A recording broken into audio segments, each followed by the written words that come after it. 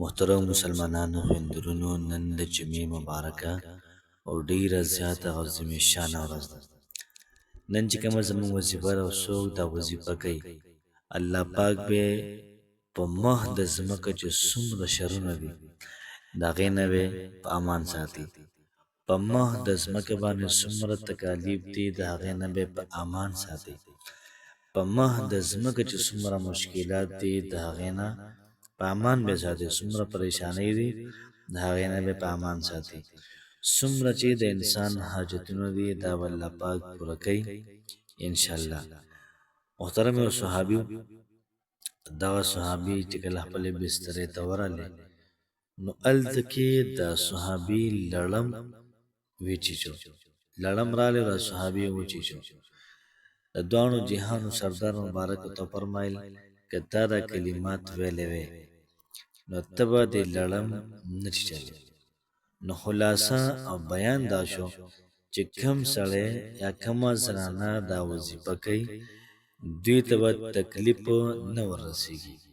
تاسو په لار باندې روان اکثره روډ کې اکسیډنټ وشي، خلک مړه شي، پکې زخمیان شي، ټول عمر په کټ باندې پراته وي. یا کله کله څوک د کمرې نه پاسه وخېږي، چت د پاسه وخېږي، هغسې نه راپرېوځي. کله یوه حادثه، کله بله حادثه، کله نوکري لاړه شي، کله څه شي کله څه شي. نن چې کومه وظیفه ده دا ټولو پریشانو حل پکې ده. محترم د ټولو مشکلاتو نه د بچ کېدو حل پکې دی.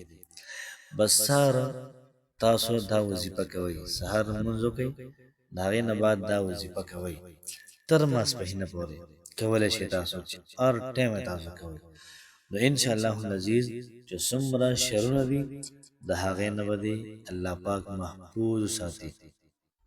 صالح بن عبدالله فرمایي چې زمونږ کور کې دا کلمات دا به لوستلی شو.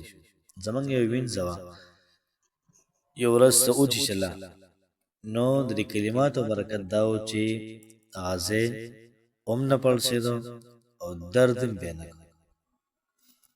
دغرنګه نبی کریم صلی الله علیه و آله وسلم فرمایي چې کوم یو سړی یو ځای ته لاړ شي او هلته کې دا کلمات ووایي د هغه ځای د شرونو نه په امان وي، د هغه ځای د مشکلاتو نه، تکالیفو نه، پریشانو نه به بلکل د په امان وي.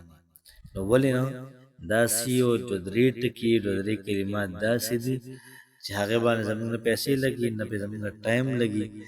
بس یو ځای ته لاړو هلته کې موږ وویلې د هغه ځای د شر نه محفوظ یې، خپل کور کې دې ویلې د شر نه محفوظ یې. هېڅ قسم له ټینشن، پریشاني، مصیبت دا به تا ته دا به نه وي. بلکل خوشګواره او پرسکونه ماحول دا به تا ته په هر ځای کې میلاویږي ستا د مرضۍ. دغه رنګې چې ستا تا ته مشکل نه پیدا کېږي نو حاجت نه پوره کېدل دا ځان یو مشکل دی. حاجت نه پوره کېدل دا ځان یو مشکل دی، دا ځان یو تکلیف دی، یو شر دی.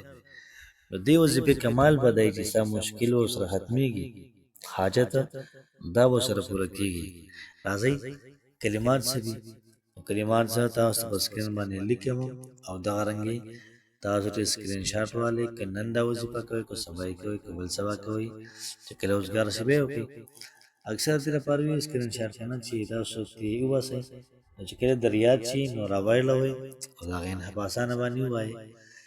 نو راځئ چې ځو د وظیفې طرف ته. ترتیب او طریقه کار به داسې شي چې تاسو به درود ابراهیم ووایئ. نن پکې قید نشته چې څو پیرې، یو پیره وایئ، دو پیرې وایئ، درې پیرې وایئ. ودې ویلې بیا به د هغې نه بعد درې پیرې د کلمات وي، درې پیرې. چې کله یې درې پیرې کلمات وویلې بیا به د هغې نه بعد درود شریف وي. کلمات څه دي؟ کلمات څه دي؟ کلمات دا دي: اعوذ بکلمات الله التامات من شر ما خلق. اعوذ زه فنا غواړم بکلمات الله التامات د الله پاک په مکمل کلمو باندې. التامه داسې کلمات د الله پاک چې هغه مکمل دي، ناقص نه دي. من شر ما خلق د هغې شر نه پناه غواړم چې هغه الله پاک پیدا کړی دی. څومره شرونه دي، مشکلات دي، پریشانی دي، ټینشن دی، بے سکونی ده، نو هم خالق الله پاک دی کنه. که مخلوق هم یو کار کوي نو هغه یو قسم منسوب کېږي الله پاک ځکه چې منسوب دا مخلوق الله پاک پیدا کړی دی. یو قسم نه ته به د هر قسم ټینشن نه، مشکل نه، پریشانی نه، تکلیف نه په نجات کې وي. زه پناه غواړم د هغه شر نه چې هغه الله پاک دا پیدا کړی دی. او نبی کریم صلی الله علیه و وسلم به دا معموله مو سار کې به دا کلمات خامخا ویلي، او دغه رنګې نو سار کې دا کلمات درې پیري او ماښام کې دا کلمات درې پیري.